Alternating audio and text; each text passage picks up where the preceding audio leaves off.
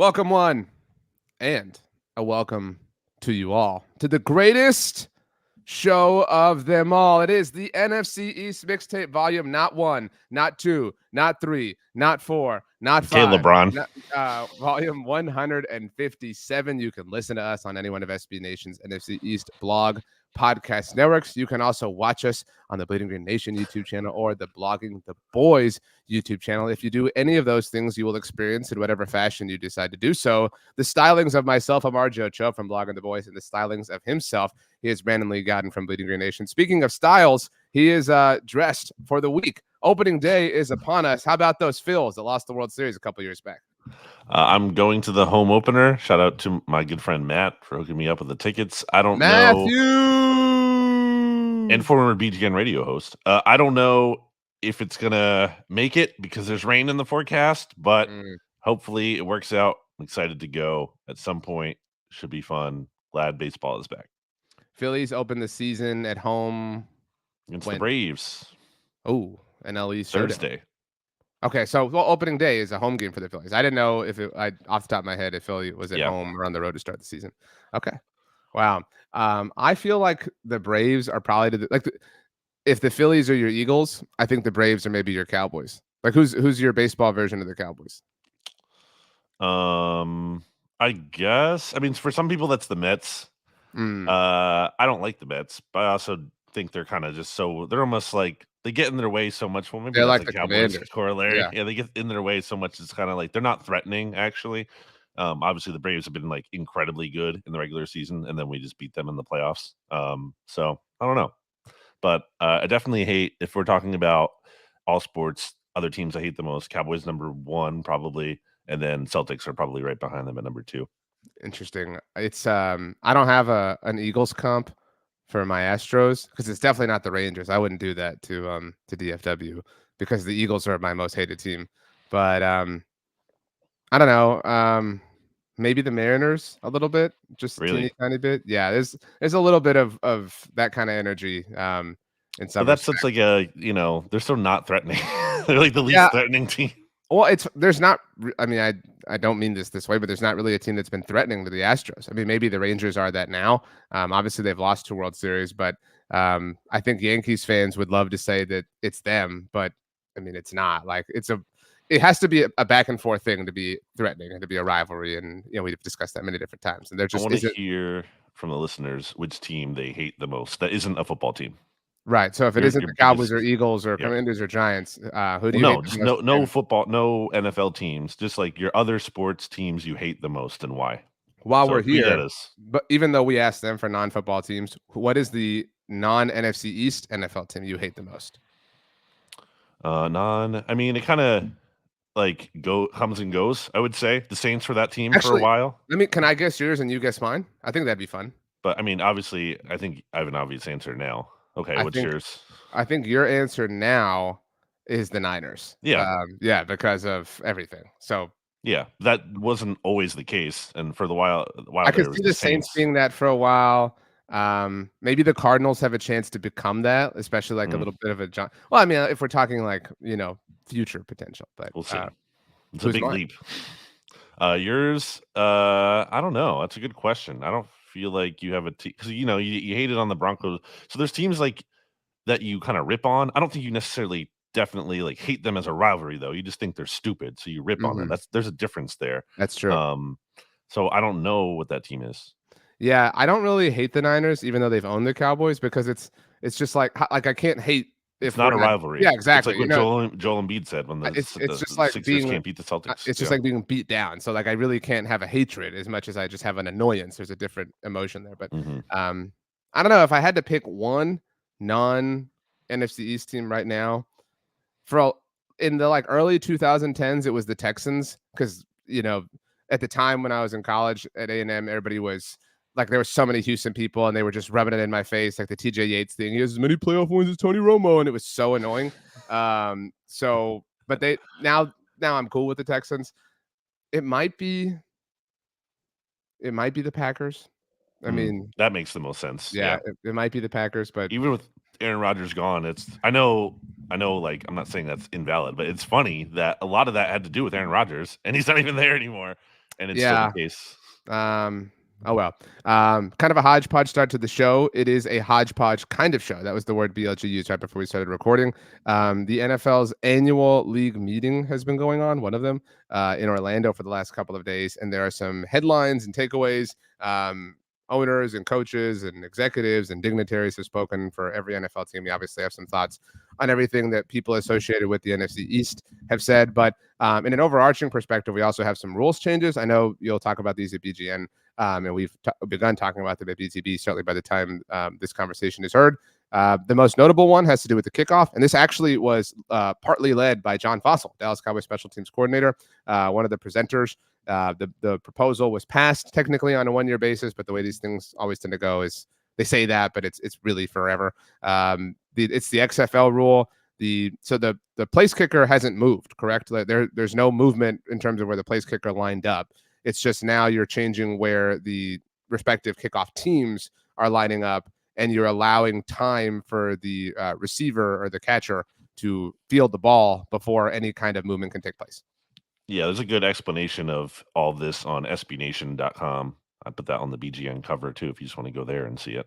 But in any case, I like this because, and I think most people who either don't like this or don't care didn't watch the XFL, and I think that's fair. That's fine. Not everyone had to watch the XFL, but when I watched the XFL, and it's not like I watched every single game, but I saw I think I saw a touchdown return on one of these, and I was like, "Oh, that's kind of fun to see again." And in general, I liked it. I don't think it's like overly gimmicky. I think it makes sense. It's legitimately a way to make it a safer play, but still have entertainment value. So I actually think it's fine. And as I've said a number of times, I think to you or just in general on podcast over the years, what is the big deal with the NFL trying things for a year? Like, if you can make pass interference challengeable for a year just to placate Sean Payton, why can't you just try most things? It's silly to me that they won't allow the Eagles 4th and 20 onside kick alternative proposal for at least a year. Just give it a year, and if it sucks, get rid of it. It's fine. Just try it. I would offer the 4th and what they amended it to 4th and 19 right this year, whatever it was. It's 4th and 20. But I mean, there was like a proposal or something that was like, it was not an even number, is what I'm saying. But either way, I'm with you. Like, I would totally try that.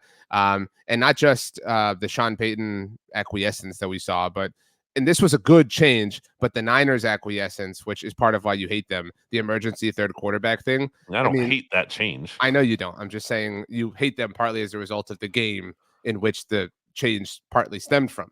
So yeah, like, we were willing to try that. That was a good thing. I like that idea. Excuse me.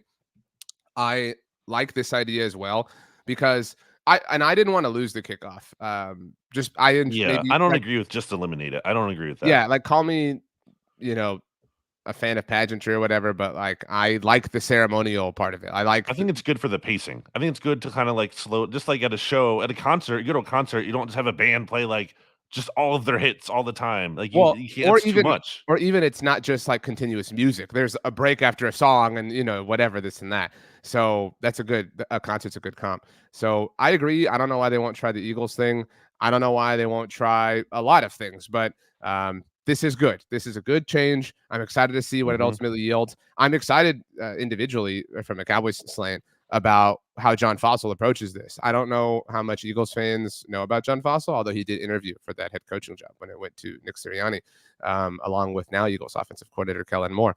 That's got to be really awkward for Kellen, by the way. I mean, I keep thinking about that, but whatever. Anyway, former Cowboys quarterback Will Grier now in Philly. That's right. We're not talking about the Eagles here. This is the Cowboys. Well, I said he's a former Cowboys quarterback. Good. Ooh, sneaky. That was a nice little loophole. But John Fossil is elite at exploiting advantages like this. Like, if there is something Howie Roseman like within the Cowboys, it is John Fossil.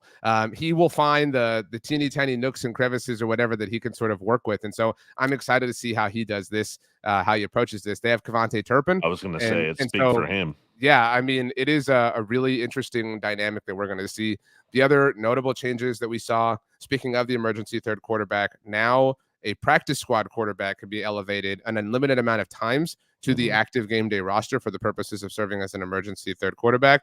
It'll be interesting to see who teams put there, because it'll clearly be, we think you're valuable enough to where you could be our starting quarterback in an emergency upon emergencies, but we don't think you're valuable enough to protect you and put you on our active roster all the time. Well, it does So count though as one of your 2 elevations that you get per week still. it So does. I'm so, saying though, there are situations where you might wanna have those 2 for in case of injuries at other positions. So it's not like it's not an automatic that you just definitely put that 3rd quarterback sure. on the practice squad. There's a lot of gymnastics that'll be associated with it. Also, on the subject of two, you can now place two players on injured reserve in initial roster cutdowns from 90 to 53, and return. Excuse me, you can return two people from injured reserve in that process. So if you have two players who get hurt at training camp or preseason or whatever, you can put two players on IR as you trim down to 53 and return two at maximum. That used to just be one. Unlike, before where you had to have them on the original Right. 53-man roster until waivers clear, the original round of waivers clear, and then you can put them on IR. So basically, that was like the anti-phantom IR thing, like the stash IR. Now that is that Yeah. you can stash people in that You had to. You can circumstance. stash two because you had to Right, carry whoever you wanted to stash initially. right. Remember when you only used to be able to return one person from IR period? Like that Yeah, was that's so. insane. That's so stupid. Like looking back on that, What good just reason is there for that? it was really, really, really dumb. So we've come a long way. I think those were the notable changes. Unless I'm overlooking something.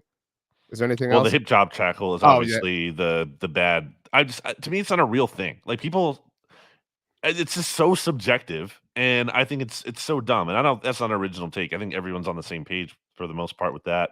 The players don't want it in there, so it's not just about as simple as like player safety. It's so subjective. It's not like a real thing. When where's anyone using that term like 5 years ago, even a couple seasons ago, 10 like this isn't like a long-term thing. It's just like something that people started to coin as a phrase because there were some high-profile injuries, I think and one of the biggest involved the Cowboys. It was Tony Pollard in the divisional loss 2 years ago now. it's not a real Um, thing.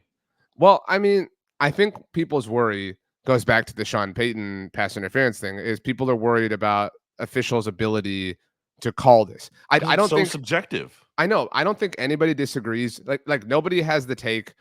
I am fine with a dangerous tackle that hurts players. No, nobody thinks that. I think what everyone thinks is, okay, great. If we can get rid of dangerous tackles that are intentional and purposeful and therefore hurtful, we should. And if we can police that, then we can. But if we're just going to be policing all these things and we have no idea what's actually happening and it's all vague and it's all ambiguous and it's all subjective, it's just going to lead to horribly timed penalties that are going to swing games and swing contests one way or another. It's just like, what's the teaching point here if you're going away from that? And also, what's a smaller person supposed to do? Like a smaller defender supposed to do against like a big tight end or something? Like that's like physics, right? It's like you need the leverage to get that guy down. It just seems very dumb to me. Also, if we're just going off of literal things that happen, the NFL moved the trade deadline back a week. So it is the That's so Tuesday. lame to me. It's just like, Well, I mean, I'm just telling you what happened. no, I understand, but it's just like that's just such a half measure. It's like very Cowboys of the NFL to just be like, if you're, it's like, oh, we're just gonna restructure 4 million of Dak Prescott's contract. It's just like either do it or don't. What is this half measure thing? Like, if you're gonna move it back a little bit more, so then it's actually significant. Like, what does 1 week really accomplish? I don't think it changes too much. I'm happy they did it. I think it should be later. There should be more of a clear buy or sell line for teams. I think that would be fun in both directions and ultimately good for teams because I think right now, I think you would agree with this, teams tend to just stay pat. They just feel because teams are so delusional, they'll be like, we can still make a run. We're gonna hold Right. on to everyone. And Um, it's dumb. And that results in a team, I guess, I don't know if this is the only reason for it, but like, the Panthers holding on to Brian Burns when they could have gotten like this huge offer for him. Instead, they eventually just only get, a second round pick and whatever for him. So yeah, I think it'd be good to have a better defining line on that. two things on this. One, to your point, really, well, I guess the only one to your point. The NFL added a week to the regular season 3 years ago. So this is really just kind of catching up. You know what I'm saying? Like this is like where it was roundabout. You know what I mean? Relative to the, a 16 game regular season. This is like So the adjust for inflation. right. Yeah. So it really Measure. isn't anything new. I would like to see some research in so I'm going to make up numbers, but something like, research shows that week I don't know, 14 is when, on like relatively speaking in history, is when the first team is mathematically eliminated from playoff contention. So like if you found that to be true over the course, of the last, I don't know, 50 years, whatever, and then you were to say, okay, because of this research, week 14 is our new trade deadline, or week 13, because you have to decide like, man, we have like a 5%, chance to make the playoffs or whatever, blah, blah. So we really have to decide. Like it should be based off of some history, not just like what feels right. You know what I mean? Well, there's that, and there's also the context that people have done with like the different sports leagues and where where the deadline falls relative to like the percentage completed of their seasons. And obviously the NFL is like way ahead of those. And that also kind of lends to the idea that, okay, maybe you should push it back a bit. So yeah, I mean, I guess I think part of the problem, I'm guessing, is they don't want it like on Thanksgiving because that's, it's not like it's Well, not ideal, I think, for them. But speaking of, last thing, I guess, before or we head to the Cowboys and start the team-wide discussion. The NFL last year said, we promise we won't play on Christmas Day if it's on a Tuesday or Wednesday, and then said, oh, actually, we like totally lied because we only care about making money, and we recognize this is a big-time opportunity to make money. The Celtics be damned. So we're gonna play on Christmas Day, even though it's on a Wednesday this year. yeah, that And sucks. and the tweet I saw from Catherine Fitzgerald, who doesn't, she's such an incredible beat writer for the Buffalo Bills, at the Buffalo News. But the teams playing on Christmas will play on the Saturday leading into Wednesday Christmas. And she added that at this point, the NFL plans to rotate Christmas Day teams as the best games in best windows, rather than having something similar to Thanksgiving where the Lions and Cowboys always play. First of all, not the Lions and Cowboys' fault that they were visionaries a very long time ago. But second of all, this makes it seem like the NFL is going to make this an annual tradition, like regardless of day. So it's not just we're going to do it this year, it's we're going to do it all the time. And I think you agree we're probably going to get a noon game, an afternoon game, and a night game, and it'll be 6 different teams every single year.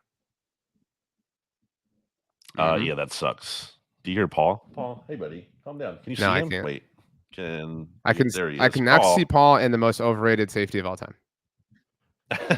Oh my gosh, that's untrue. That's not a picture of Troy Polamalu. So Wow, what a recovery. Wow. Sorry. Yeah, I mean, it sucks. It sucks. I don't think anyone wants that, right? I mean, obviously you and I are biased. It sucks because we'd have to cover it, and that's not, and I've look, again, and we're grateful we get to do this job, to be clear, but like, you have to work Thanksgiving every year. That sucks for you every single year. At least I think so. I don't want to have to work Thanksgiving every single year. I don't think that's fun. I don't think that's cool. I don't think it's necessary. And I know the Christmas thing wouldn't be one team every year, but like I worked it this past year. I worked it, I think, the 2017 season. So, already twice in the span of whatever many years. It's just like, let's just chill out. It's no one's asking for it. It's the NBA, or yeah, it's totally the NBA's thing. If you want to have a game, like if you want to do it with the weekend thing, fine. If like they did last year, right, or the Monday thing, like if it's naturally around the weekend, Saturday, Sunday, Monday, I'm fine with that. I think that's okay to do. Makes some sense. But Yeah, if you're like forcing it into a Wednesday game, that's just stupid, and if it's it very transparently a money grab. if it falls on a normal NFL day, and I'll even put Saturdays in the month of Right. December because that's become a common thing. But if it falls on a Thursday, Saturday, Sunday, or Monday, you got to leave.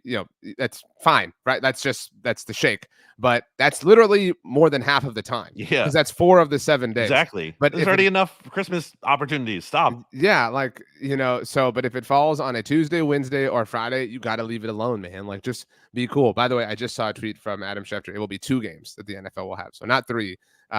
And also to have them go from a Saturday to a Wednesday. So now you're not only like having them do something reckless and dangerous while caring about player safety with the hip drop stuff, which everybody's pointed out, but so you're also contaminating 2 weeks because you're contaminating the Saturday game that you have to go to from Sunday and now the Wednesday game. So it's more than just like the Thursday night football where you're contaminating the second game. You know what I'm saying? So it's just, and these are important games. I mean, beyond the obvious, which is like player health. I mean, it's just, but they don't care and everybody will watch and it's frustrating.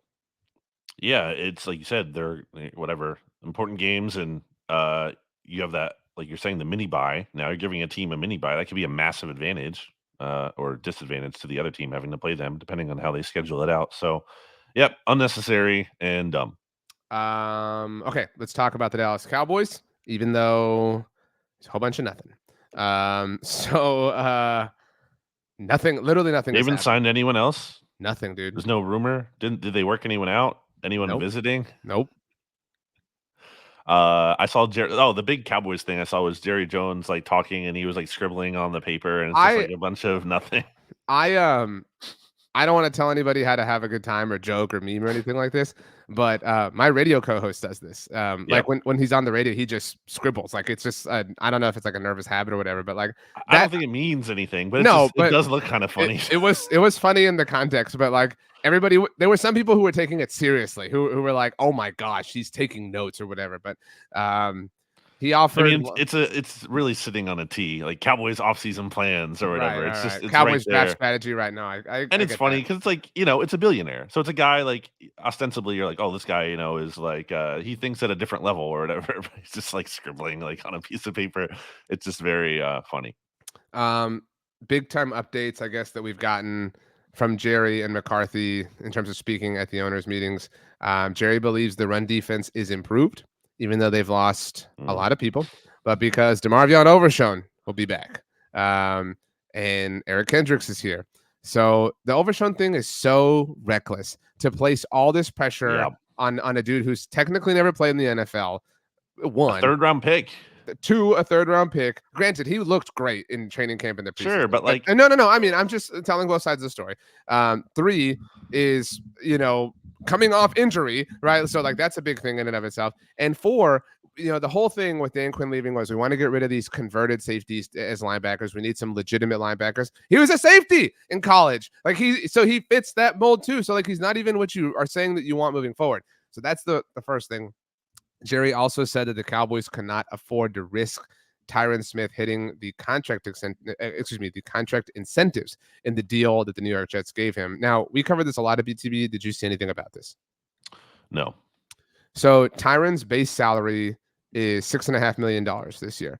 And the likely to be earned incentives that his deal has with the Jets take him up to $12.25 million. So his cap number for the Jets this year is $12.25 million. That's it. Now, and we wrote this in the article, he has some not likely to be earned incentives in his deal as well that he could hit, but those do not count against your cap this year. They count against the Jets cap next year if he hits them, obviously, whichever ones he ultimately winds up hitting. Those are for a value of $6.5 million. And so I don't know if they think that we're just this dumb, that we don't have access to this information. You know what I'm saying? Like, you're telling me that Tyron Smith, who I completely understand the injury risk on and everything, but who played when he did last year, which was 13 games, like the best left tackle in the NFL. That's how he was graded by PFF. That you couldn't carry a $12.25 million cap charge for that. Forget the all-in in a general year in which you are trying to compete and win a Super Bowl. It's so stupid. And so that's one of the headlines. I'm kind of giving you everything to react to here. Mike McCarthy said on let me stop down on Tyron just real quick. Quick thing I have to say about that. It's like it's at such an important position too. It's not like at a luxury position where you can kind of afford, like maybe like let's say running back where you might want to go cheaper in general. It's like left tackle. It's the second most highest paid position in the NFL. It's like, well, maybe if there's a spot to take that kind of risk, maybe that's the spot to do it.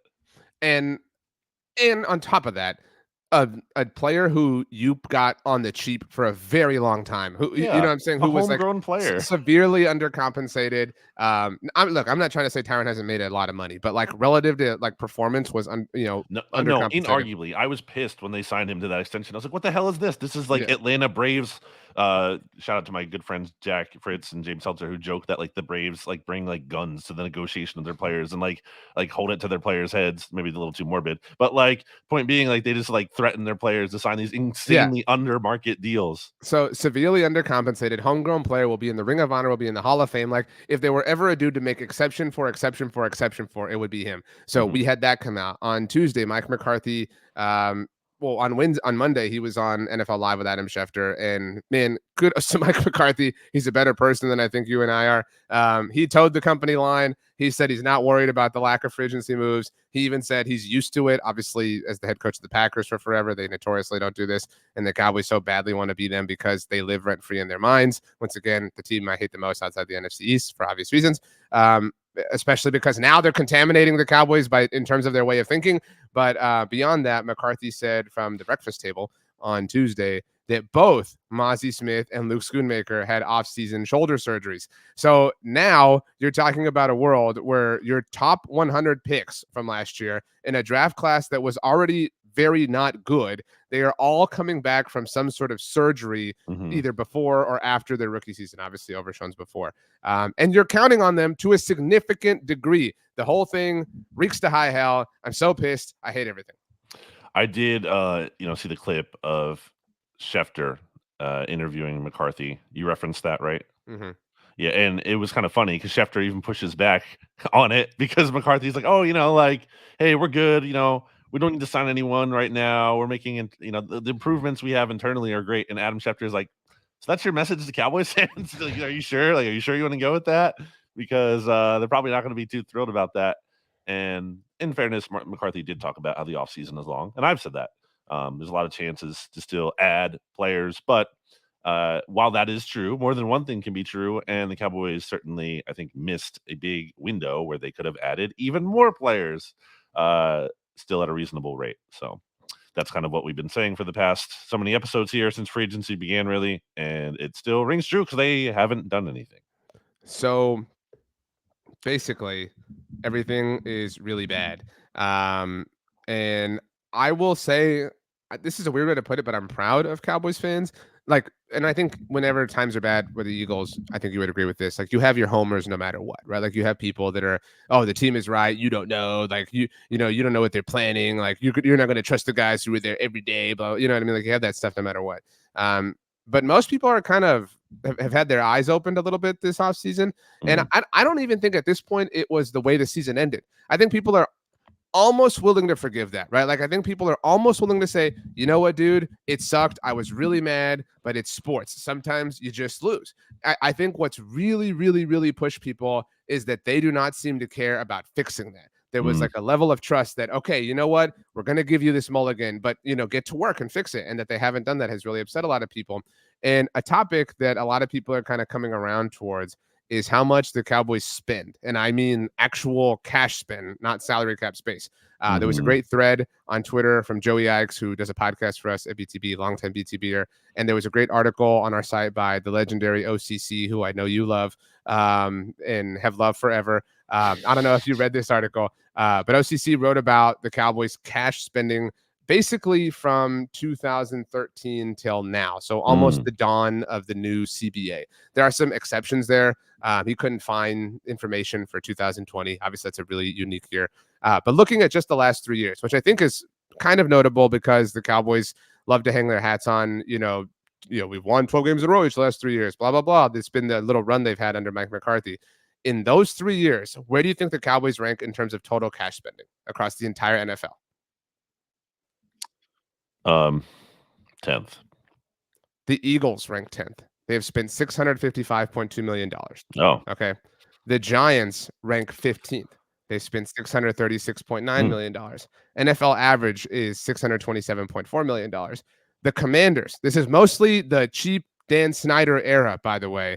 The Commanders have spent $618.4 million. All right, that's 19th. The Cowboys are down at 30th.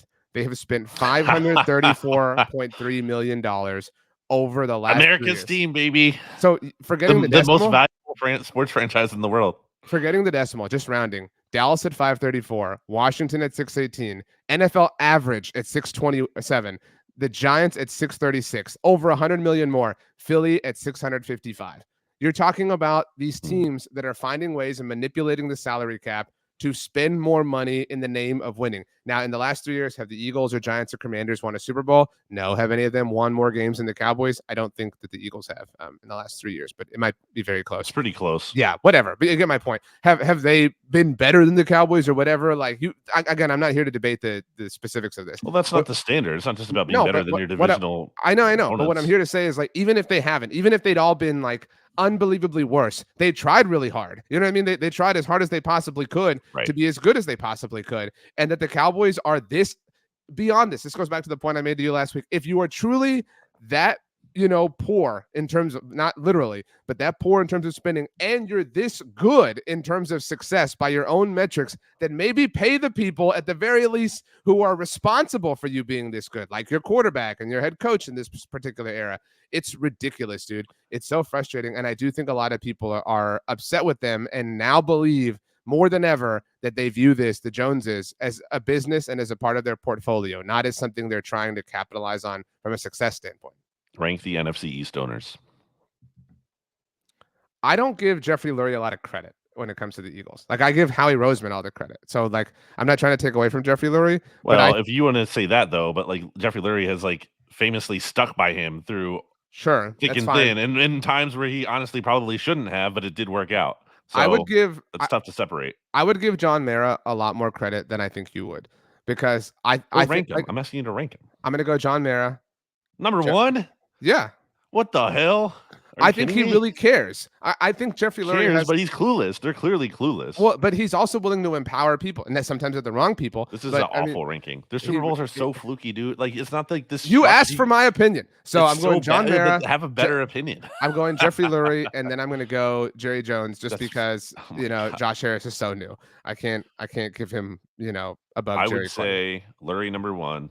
And part of what you said there, the cash spending thing, if you shrink that window, how long of a window was that you said? How many years? This is just 2021, but I do think I'll send it to you. I think you would enjoy this because Philly has been at the top in the entire data set that Lars. There's a good window. I forget exactly when it is where like the Eagles are definitely like 1 or 2. They're very high up there. And that also fits the kind of what the Eagles like to do with how they handle the salary cap. Like, they're willing to restructure so many contracts and take on dead money and stuff because Lurie is willing to pay that money up front, like signing bonus, not just where the Cowboys, by contrast, are more interested in having it as the players earn it through a base salary, which is like, it's not totally invalid, or there's pros and cons to everything. It's not like there's one right way to do it, but if you're going to be aggressive with it and you're going to try to get an edge with it, it's kind of like how the Eagles have done it anyway. So this is from the article, and again, everyone should read it. OCC wrote it at WTB. I sent it to you on Slack, BLG.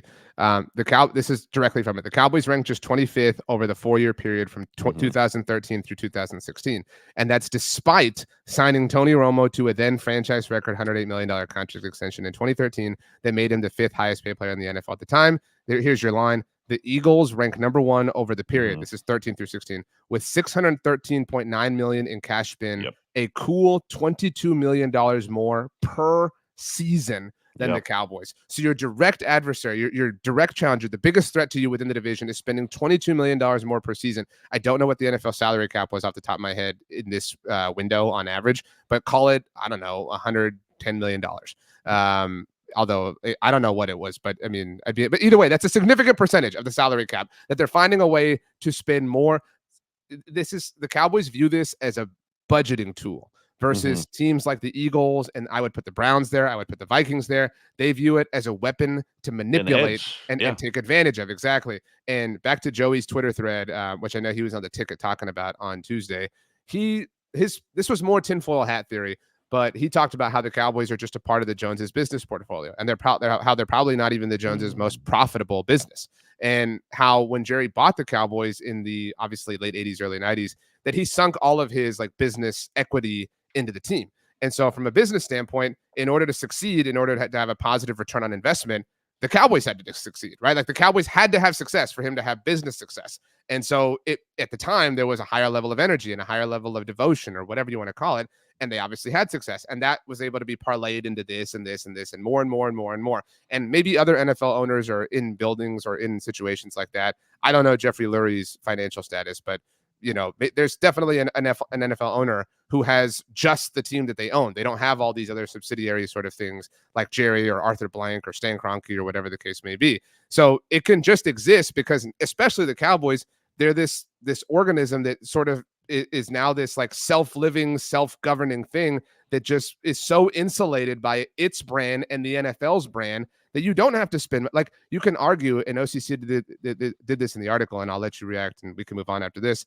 Every dollar, if you look at it as a business, spent on the Cowboys is spent way shorter than it is for every other NFL team, right? Like you think about like a dollar that the Jaguars would spend, their ownership, it goes so much farther because of what they're trying to grow. You can almost argue that spending money is losing money from a business standpoint for the Cowboys because their brand is so large relative to the entire field. Yeah, I'll go Lurie number 1. I'll go Josh Harris number 2, just by Oh virtue my of gosh. he hasn't proved yet to be terrible.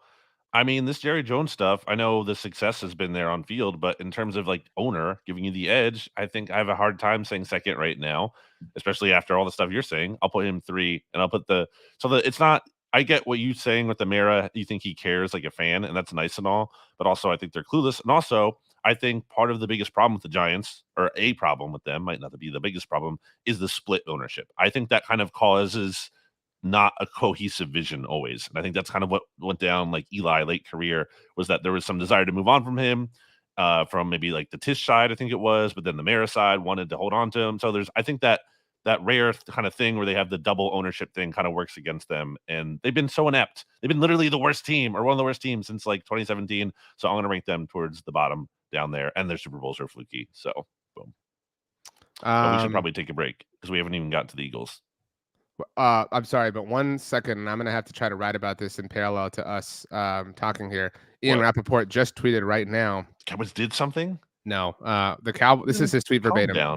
The Cowboys and QB Dak Prescott have a mutual understanding of his contract situation, sources say, with no offers from Dallas despite him being in a contract year. Owner Jerry Jones said, "We are where we are, locked and loaded for this year. No indication that a deal is Dak's gonna be a free agent, baby."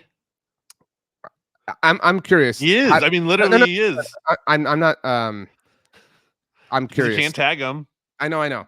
My question is, how does this make you feel? Because if you're happy, then that's an acknowledgement that Dak is very good. Well, I think he's an idiot if he doesn't test the market. So, I mean, I think it's great if he tests the market, because then either he gets way too much money from the Cowboys or he leaves.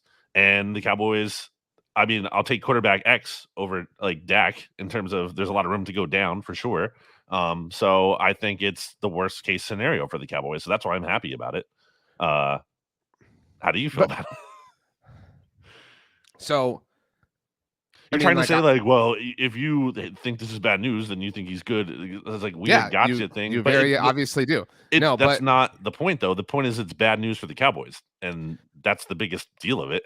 It's bad news because he's good. So you think Dak is good? That's fine. It's bad news because they're going to lose him or they're going to overpay him, and they're going to overpay him means that he is obviously good to a point, but not good enough ultimately. This is where like this ultimately all boils down to, or what it all boils down to. He is now less than a year from true open market free agency, right? Like he has unparalleled, I would say. Like that has not existed, presuming God willing, full health for him throughout the season, because even the quarterbacks that have hit it have done so with like some sort of qualifier, like Kirk this offseason, Peyton obviously in 2012. Kirk wasn't viewed, I think you would agree, the way Dak would be viewed in the offseason, the time he did hit free agency when he was healthy, when he signed with Minnesota. So like in the dawn of like quarterback stupid money, nobody has ever been in this situation. I guess Tom Brady kind of was in 2020 when he joined the Bucs, but even then he was viewed as a little old, and nobody. Again, it was unique in and of itself. That you would risk this happening is so unfathomably dumb. I mean, so unbelievably dumb, and that you don't understand that in order to prevent this, you have to offer something that is worth turning down that golden ticket for Dak. You know what I'm saying? That has to be the offer. Whether you think that's fair or not, that's the position you put yourself in. You know what I'm saying? And so they have done this. And now they're going to risk, I don't care how good you think Dak is, not you specifically, BLG, but anybody. But he is undeniably a top flight quarterback in the NFL. Top 10, top 7, again, define it how you want. If you were to ever trade him, which you can't because he has a no trade clause, but if you were, you would fetch what? 3 first-round picks. Like, we don't have to sit here and debate the specifics of that, but like you would get a lot. And now you are on the verge of watching him not only leave your team and therefore leave you unqualified at the most important position in the game, but literally leave. Oh, cool. You'll get a 2026 third-round compensatory pick because we damn know that you won't sign anybody to balance it out yourselves on your side of free agency. So this has the potential to be the most completely botched free agency quarterback situation in modern NFL history. We're getting closer and closer and closer to that. and there's no viable backup plan, right? There's nothing. I mean, because Trey Lance will be a free agent after this year, right? Obviously, Cooper Rush is not the answer. I mean, it'll be. I think hearing that and the draft coming up, I don't think the Cowboys are going to like trade up to number 3 or something like crazy. But I mean, it'll be interesting to see what they do in the draft at quarterback. Because if that's the case, they have to hedge their bet. It feels like in some regard, unless they're just going to roll really with what they have. But yeah, it's really dumb in terms of speaking giving your team an edge. I mean, that's not giving your team an edge by trying to wait. This is the best case scenario for the Cowboys. Obviously, this goes without saying. They win the Super Bowl, and it's like the Joe Flacco thing. Or you just pay him, doesn't matter. Like just literally pay him literally any amount he wants. And even if it's like a terrible contract, in theory, who cares? You just won the Super Bowl. That's the only way this works out. That's the only situation that's a good situation for the Cowboys. I hate everything, and I'm gonna have to write an article while Brandon's telling me about how the Eagles are doing things successfully. So let's take a break and then get to that. Go ahead. I don't even care anymore. Baseball season starts in 2 days. I'm good. This offseason is beating you down. Eagles stuff. Well, Quez Watkins isn't back. That's cool. We like that. He's gone. Eagles signed Paris Campbell from the Giants. He was bad last year and was like one of their 70 slot receivers they had on the roster. He'll compete for that Quez Watkins spot along with Devontae Parker. Ostensibly, I think the real goal is to try to get someone in the draft who can beat out both of those guys and be a nice little third option when it comes to the receiver group behind A.J. Brown and Devontae Smith. And also just, this is something I don't want to jinx here, but I've been thinking about it. Like A.J. Brown and Devontae Smith has stayed remarkably healthy. And it makes sense. They're younger players. They haven't had long injury histories. But over the past 2 years, like they've barely missed any time. I think Devontae wouldn't have even missed the one game he did last year if it weren't for it being like kind of a meaningless Week 18 game. Obviously, AJ missed the playoff game. So more than 0 games missed, but still very few games missed. So they definitely kind of, I think, need to take a little bit more of an investment in receiver, especially the draft, I think, being the way to go there after what they've already added. Not much else. They signed a nickel cornerback from the Raiders. His name is Tyler Hall. He might be their nickel cornerback this year. He might not. There isn't a lot of super big, juicy headlines. Even at a Howie Roseman, I would say some of the big takeaways from him speaking were that they felt like they missed the swagger. So that's obviously factoring into the CJ contract, which I think I saw was only like $10 million guaranteed. So not too much of a risk there. They also talked about how Saquon's going to be a big part of the plans. And I think that's maybe somewhat noteworthy in terms of, by the way, today's March 26th, Saquon Barkley. Wait, is he wearing 26 for the Eagles? I think so. Yeah, I think that's a you question. I think he's keeping his number. Yeah, he said he considered 8, I believe, but that's actually what CJ is going with because of Kobe, even though he could have gone 23. Yeah, Saquon's 26. The messaging with Saquon is very much that, he's running back 1, which is not how the Eagles have handled things for a while now, honestly, probably since Shady, where they're like, yeah, we the DeMarco disrespect. Oh my gosh. Well, I mean, true, but okay. DeMarco Murray, I guess. But that's not even true, though, because they had They signed Ryan Matthews, too. Right, that's right. And they had both of those guys there. And obviously, DeMarco sucked as well. So that wasn't even the case. It was really going back to the days of Shady. And obviously, too, talking more about when Howie Roseman was actually in charge of the team, which he was not in 2015. So there's been a lot of talk about Saquon and how, they're really going to, I think, ride him, and how the running back thing, how he kind of talked about, he thinks running backs have become a little bit undervalued. It's gone a little bit too far in the running backs don't matter thing. And lastly, on this, Sirianni, one of the bigger things from his press conference was that he compared Saquon to the A.J. Brown acquisition, and that they definitely want to like design the offense in no small part to feature him and be a big weapon in the offense. He's not just a running back. He's a weapon. He can pass protect. He can catch the ball. He can do everything. He can. And I was talking about this on a show I guessed it on this week. The mythical offseason fantasy football Twitter loves this thing. Oh, this running back is lining up in the slot. Oh, no. Well, watch out. It's going to revolutionize that. Tony Pollard in the slot. Oh, my gosh. How our team's going to defend. Never happens. Never actually manifests anything meaningful in the regular season. Could that be different with the Eagles? We'll see. With your boy Kellen Moore in charge now, quote unquote. Sirianni keeps saying it's a meshing of the systems. But I think that's all that's going on in Eagles land, other than, yes, they also added Will Greer, as we talked about earlier, who is very much here to, I think, just be a camp arm / help some of the other quarterbacks translate this whatever schematic or the terms, the language from the Cowboys parlance to maybe to what is going to be now the Eagles' new setup. So there you go. So a couple things here. The Roger Goodell downplayed health. I just saw this right now. So when talking about playing on Christmas, that's hilarious. But the thing I was going to get to, Packers president Mark Murphy told reporters that the NFL is deciding between them and the Browns to play the Eagles in Brazil in week 1. You mentioned that game is on Peacock. So we know the Eagles are playing in Brazil week 1. It's on Peacock, but it still will be on NBC locally. Okay, but that's technically, speaking of locally, a home game for the Eagles, right? That they're giving up? Yes. Okay. So that's one of the 9, because the NFC gets 9 this year. One of the 9 home games. It's being played in Brazil. It's on Peacock for international audience, or not international, it's for the non-local audience. I don't know where it is for the international audience, except for Brazil. But Packers or Browns? Who would you rather play in week 1? That's a good question. I guess I don't really care. I guess the Browns. In terms of, like, I'm trying to think strategically what's the best. Versus, I guess, the Browns, because in theory, Deshaun Watson could stink so bad that he gets like benched at some point. Don't you think that's on the table for this season? Like that's plausible. It's possible that they go to Jameis or Tyler Huntley or DTR at some point, that Deshaun Watson is so bad. I feel like that's on the table by the end of the season. So I'd rather them play him early in the year, assuming he is going to be bad again. So yeah. Although you could say it could be better to face them later in the year with the thought that you're hoping they're more banged up and like maybe Myles Garrett misses a game or something. But I'll say that the Browns. I think so too. I'd rather play the Browns with Deshaun. So I don't know when the Cowboys are going to draw them, but because the NFC East plays the NFC North this year.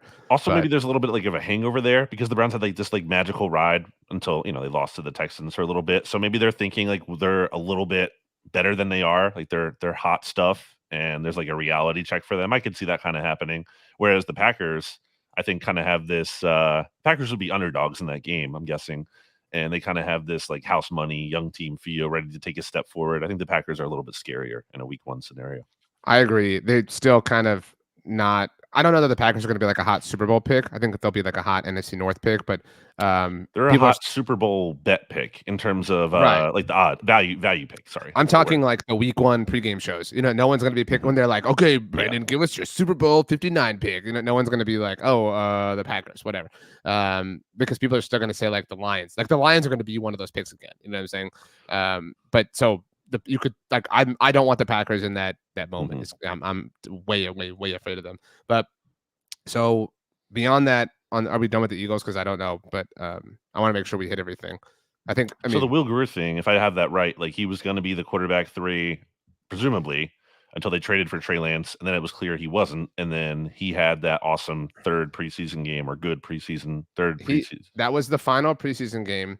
I can't believe we hadn't talked about this, but he had the final preseason game, and it was like the day after they traded for Trey Lance. So it was kind of cool for him that he got like one last shot. And I don't know if you knew this, on the subject of offensive play caller, Dak was the offensive play caller for that game. So and it was like Dak, Eagles offensive coordinator in 2044. Yeah, that was the funny thing I thought about this, was that Dak was Will Greer's offensive coordinator, and now Kellen Moore is going to steal his plays. Yeah.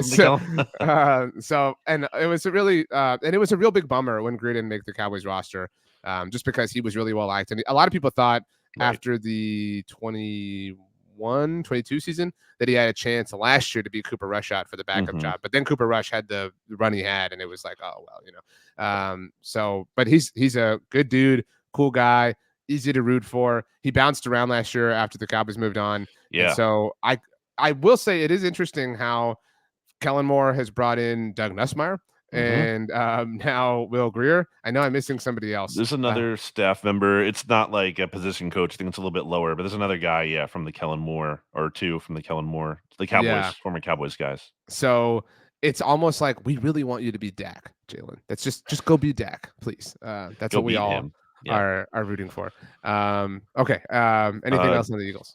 No, I think that's it for now. We're going to hear from Jeffrey Lurie tonight, as after we're recording this podcast on Tuesday around 2:00 Eastern. So we'll see what he says. But you can stay tuned to BGN Radio for that. Giants still buzz. They could take a quarterback, trade up for a quarterback. JJ McCarthy has been connected not only to them, but also the Commanders, who we can get to obviously last. But that's kind of interesting. I saw our good friend Ed Valentine, did a mock draft where I think he does like a mock draft a week for Big Blue View. And they're not done as just, like, here's what I would do. He does them as like, here's a potential option, like a thought experiment that we should explore. So he did that with JJ McCarthy this week, and not popular from what I'm gathering with Giants fans. That post has 685 comments, RJ. So there's clearly a big heated discussion going on in the comments there on Big Blue View. The other big thing, I guess, from them is that you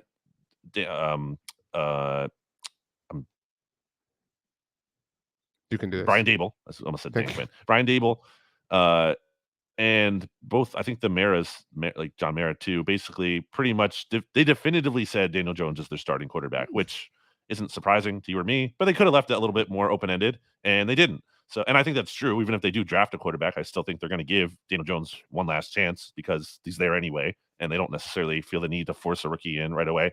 But yeah, that's all that's going on, I think, in Giants land. Yeah. What happens to them in the draft is obviously the story of their entire season, but nothing crazy, nothing wild. You did have something you wanted to get to on the Commanders, though. That was it Tom Pelissero? Was it his quote? Yes. Speaking at the owners' meetings, basically, he was saying he was surveying what other teams, are doing. So it's not necessarily a direct Commanders source, but more of that kind of, the league expects this to happen. Mm-hmm. And a lot of smokescreen stuff. Who knows? But he's saying that, JJ McCarthy could be the Commanders guy. And, I've previously said that I think they're going to take Jaden Daniels. But also, to a bigger point, I don't think it's Drake May. That's kind of what I guess more believe in. So I'm kind of taking a half of a victory lap on that, where if it comes to pass. But there seems to be some like momentum behind this in terms of maybe JJ McCarthy, not necessarily the best prospect, but the best fit for a guy who comes from a Kyle Shanahan tree and the Commanders' new GM, Adam Peters. So, and funny enough, our good friend Ben Solak said his NFL comp for JJ McCarthy is Brock Purdy. So maybe there's something to that. And, everyone likes to, I think, poke fun about the Mac Jones thing in, what was that, 2021? That was 2021, yeah. But everyone kind of made fun of that as like, that was ridiculous. That wasn't going to happen. Yeah. I think it was closer to happening than, obviously it didn't happen. But you also saw, like, we saw how, okay, it didn't happen. But then we saw how Kyle Shanahan hated Trey Lance and didn't want to play him. So, maybe Kyle Shanahan really did want Mac Jones. And that's why a lot of people were saying that at the time. And then ownership or whoever else, the GM kind of, made a different decision. I think people incorrectly assume that everyone within a team is at a given time pulling in the same direction. That is often not the case. It's not the case in any kind of industry, I feel like, or relationship necessarily. So yeah, we'll see what the Commanders do there at quarterback. I think it's safe to say you would be joining me in liking JJ McCarthy ending up in either Washington or New York, right? Mm-hmm. Okay. Sorry, there was an update on the Dak thing. This is how the sausage gets made around here. That's just, we're almost done. Just finish it out. I know. Well, this is a kind of a big time thing. And I can't just speak by myself though. I have an update for you. I really like the Commanders offseason. And at this point, there's not a quarterback they can take that's gonna, push me off of that. You know what I'm saying? Like, even if they took JJ McCarthy at 2, I wouldn't feel like, oh, what a bunch of losers. Like, that's so stupid. They ruined this. You know what I mean? Like, rank the quarterbacks you would most prefer them to take at number 2. Jaden most Daniels, prefer them to take because you're like not threatened by them. Jaden Daniels, JJ McCarthy, Drake May. Wow. Yeah, I think I'd have McCarthy number 1, and I then and I'm willing to be wrong on the Jaden Daniels thing, but like his frame concerns me. You know what I'm saying? Like if I I was get it. if I was that team, like I'm not at all denying that he has a higher ceiling than someone like JJ Right. McCarthy, but I think You're McCarthy worried might about have the a floor. right, exactly. And especially it's not just like, oh, it's my first round quarterback. It's your number 2 overall quarterback. So that, adds to the So number situation. 2 over quarterback at a time where like this is the franchise reset. It's now. Like it's now, or not that they can't recover from it, but it could be a long time until they recover. There was actually a very, I think, honest and sobering article on Hogs Haven recently that I read about, like, what are the fair expectations for a quarterback taken at number 2, and on historical context, even they were admitting like it's a bit much to expect this guy to be the franchise savior, just based on history, based on how the draft goes, how quarterbacks are evaluated and turn out to be, and go to teams that aren't very good. Like, it's a lot to expect this guy to instantly be the savior. Now, again, that can happen. The ceiling is there. You can see what a CJ Stroud does for an organization, for example, or Joe Burrow, and maybe the Commanders end up hitting on that guy. Obviously, Burrow a little less likely of a parallel because of being the number 1 overall pick and such a dominant prospect in his final year at LSU. But yeah, I mean, that's ultimately what it comes down to. It's going to define their next era of Commanders football. All this free agency stuff is great and whatnot. They're going to be a better team. They've raised their floor. Dan Quinn is an upgrade over your favorite coach, Ron Rivera. That's fine. Doesn't really matter if they can't get the quarterback right. They're not exactly scaring anyone with Marcus Mariota back there.